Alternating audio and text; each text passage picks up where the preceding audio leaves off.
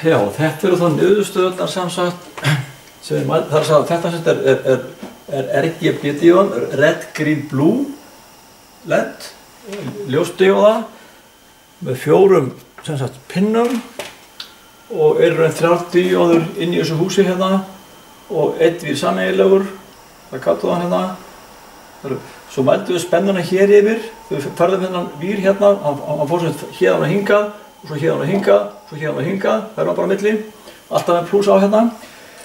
Og mælum þessu spennur hérna yfir, og þá mælum við hérna grænt 8,15 volt, blátt 8,86, rautt 10,17 volt hér yfir þetta viðnám hérna.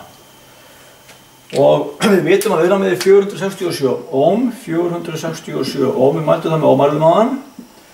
Og nú byrjum við að reikna strauminn í gegnum hverja, eða hvaða ljósdíóða tekur mestan straum eða hitnar mest. Græna deilir bara viðnám í spennufóna, þetta viðnám hérna, 067, deilir í spennuna hérna, svona, og fann út 17,4 mA. Bláa 8,9 mA.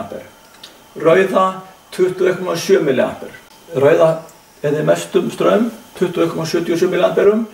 Og nú byrjum við að reikna út afli sem eyðist í rauða LED-inu og það er bara margt á straumnum hérna sem er spennunni hérna yfir, það er bara hér 0,221 watt eða 221 mW.